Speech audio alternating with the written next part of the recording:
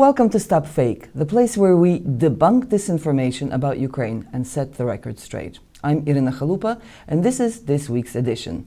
Among the fakes we present, Russian media claims the West is losing the information war, Russian sour grapes in the aftermath of Ukraine's Eurovision Song Contest victory, Italian region of Veneto wants EU sanctions lifted, and fake claims for the deportation of all Russians from Crimea. All that in this week's edition, so let's get to Stop Fake News.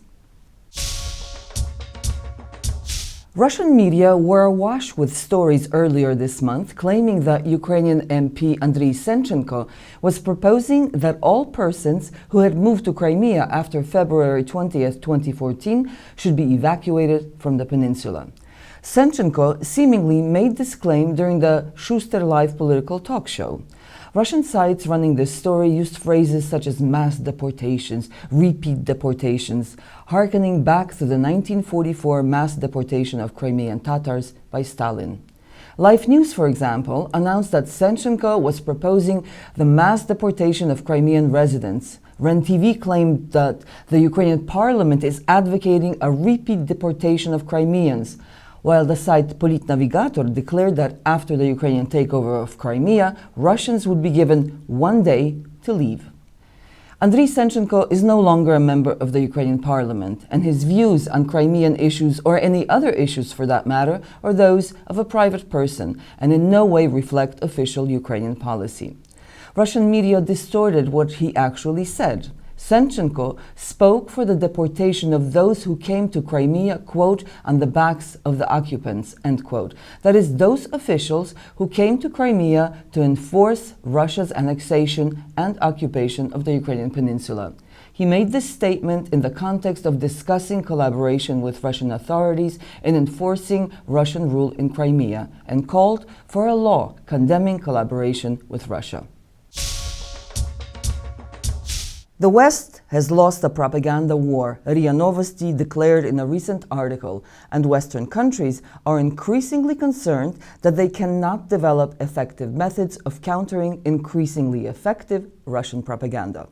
RIA Novosti bases its claim on an interview with French information strategist François Bernard Hugues in the French online journal Atlantico, much of which is inaccurately translated into Russian.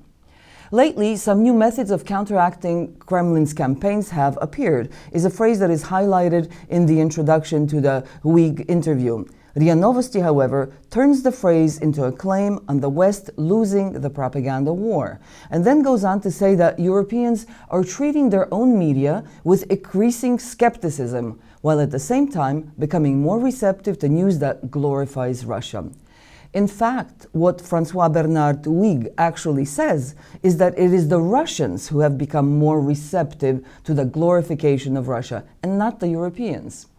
The French expert also states that Russian opinion polls show that Russians strongly support their national television and nationalist news that glorifies Russia.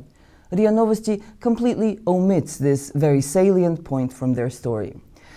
RIA Novosti also claims that Western countries haven't abandoned their attempts to confront the growing influence of Russia's information onslaught, although they are not particularly successful in this effort.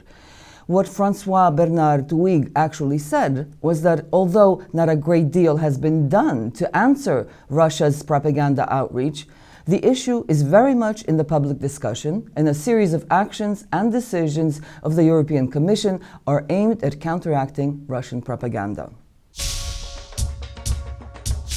In the aftermath of Ukrainian singer Jamala winning the Eurovision Song Contest, Russian media were ablaze with claims that Ukraine's victory was politically motivated, and the contest's rules were changed to facilitate her victory and steal the top prize from Russia's contestant Sergei Lazarev. Mark the date, Saturday, May 14, 2016, the day the music died, and a song contest whose well-intentioned original aim of national harmony has become the latest front in the Western elite's obsessive and relentless new Cold War against Russia, lamented Russia Today.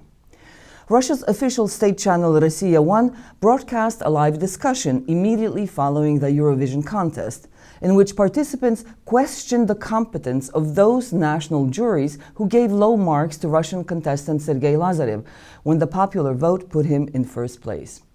One of the experts participating in the discussion was a Russian sports commentator who found the voting very strange. He was particularly angry that performers from those countries who gave Russia either very low points or none at all regularly perform in Russia in the country's most prestigious venues. Reacting to Jamala's Eurovision victory, Sergei Lazarev's producer, Filip Kirkorov, commented that Eurovision judges were randomly selected regular composers, whereas Russian judges were all well-known, excellent cultural figures.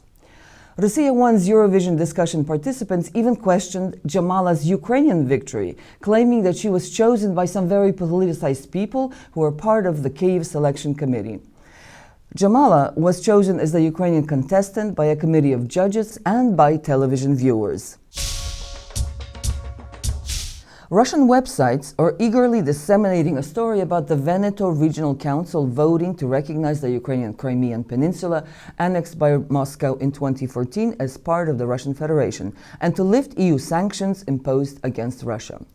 These Russian sites forget to mention the fact that the Veneto Regional Council has no authority over Italy's foreign policy, and their resolution on Crimea is not binding. Russian blogger Anton Nosik explains that the Veneto's Regional Council is not a parliament and has limited capacity in terms of political influence.